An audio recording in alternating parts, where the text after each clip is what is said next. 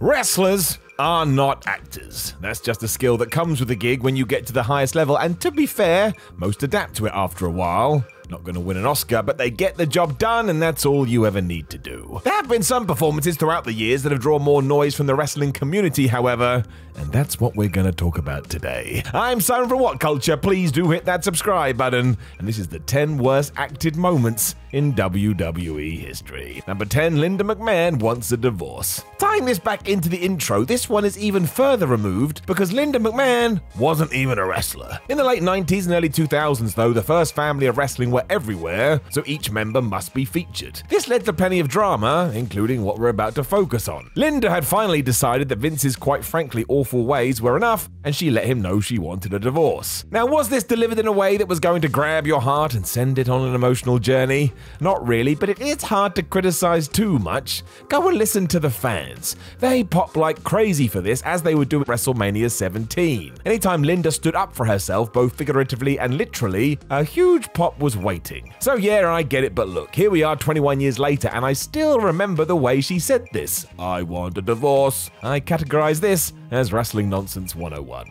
Number 9, Kalisto shocks SmackDown. This should be in a museum. It is so good, and I mean that too. If wrestling exists to entertain, this is my favorite promo ever, and I still don't really know what happened. But after Kalisto had moved to SmackDown in the draft and was asked how he felt, the masked man promised to shock the world. A good start. He then stumbled over all of his words before yelling he was going to make a good lucha thing, and he ran off. Everybody go and watch this now. It is great. I assume Kalisto just panicked in the moment, which we've all done, but unfortunately for him, it happened on live television. Who even cares though? WWE should have capitalized on this because it made me like the man 10 times as much as I already did. Where was my t-shirt? Make a good lucha thing for life. Number 8, Brie Bella and Daniela. There are a lot of these when it comes to the Bellas, but most of the time it was down to the absurd lines they were given to say. For example, Nikki yelling at Brie that she would have rather her twin died in the womb. I'm sorry, that's only going to go one way. Brie then got some of this too when she was running away from Kane alongside future husband Daniel Bryan,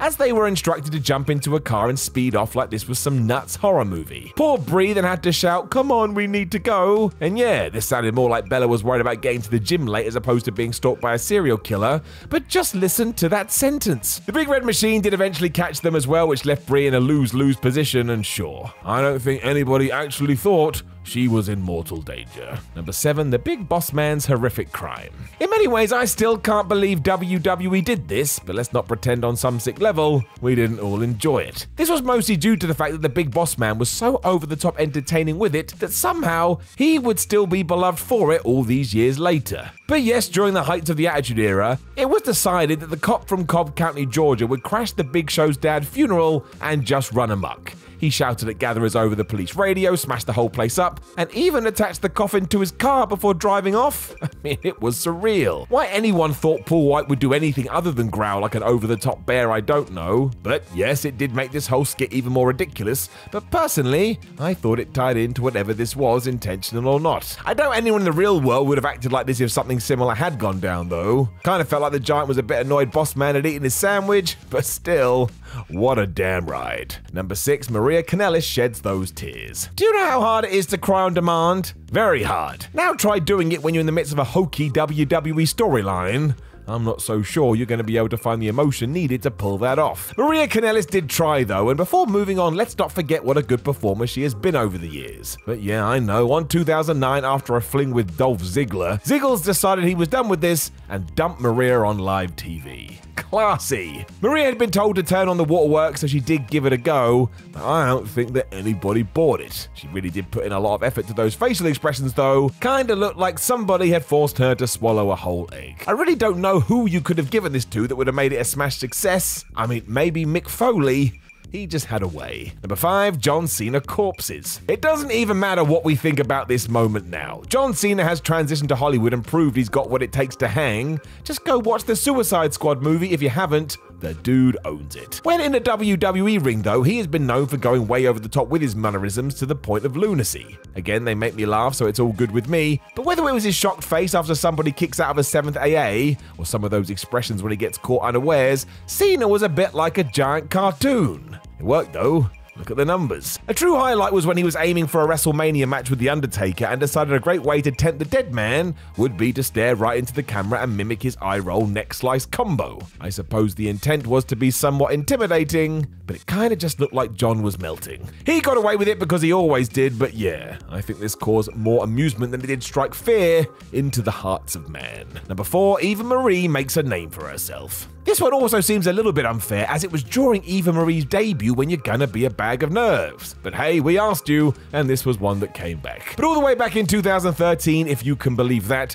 Marie was instructed to grab a mic, tell us she was here to make a name for herself, before slapping Jerry the King Lawler right around the face. Now, if I was told to do this, I would probably lightly tap Jerry's skull too, but between her love pat and lack of intensity, this did feel like WWE scripted promos at their worst. Just let wrestlers talk, damn it. Lawler still sold this like he'd been shot, so fair play to that guy. And it is important to remember the difficulty of these scenarios. You not only have a rabid fan base on your ass, but also somebody named Vincent Kennedy McMahon. I mean, how are you meant to put emotion into anything if your brain is just going, remember the line, remember the line? Exactly. Number 3, the Brood break their silence. So this one is another all-timer. Gangrel has spoken about this after the fact and admits it didn't go to plan, but I tell ya, stuff like this makes me really happy. Going down on the debut episode of SmackDown, the Brood finally decided to talk after months of cool entrances and bloodbaths. Sadly, rather than try and sound like a real person, Gangrel had the most ridiculous lines to say, such as, "The Brood initially has chosen not to speak by our own choice." Huh?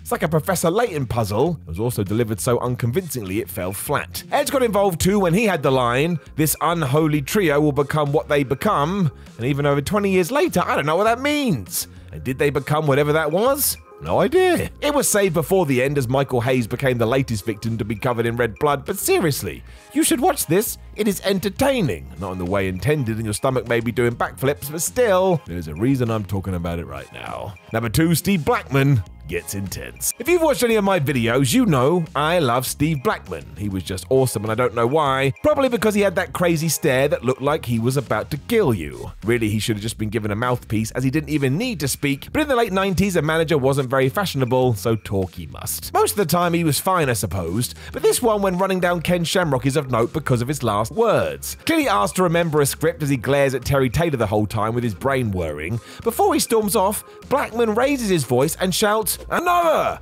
as if this is the most poignant thing a human being has ever said. I can only presume this had been done a few times with producers asking for more passion at the end, and this is what they got. It is really weird though.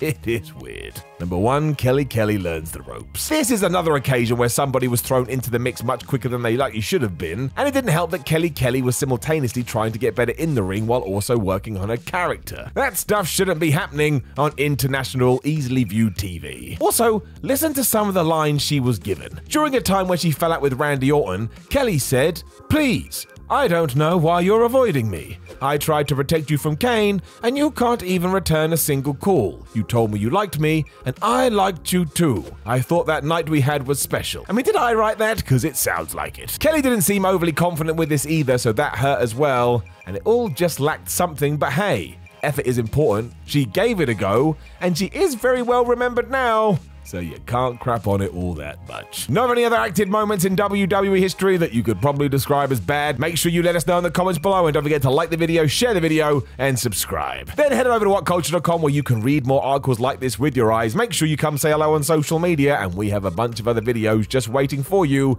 Give it a click and watch. My name is Simon from What Culture. I appreciate you joining me as always. Have the best day ever, no matter what day you're watching this, and I will talk to you again very, very soon.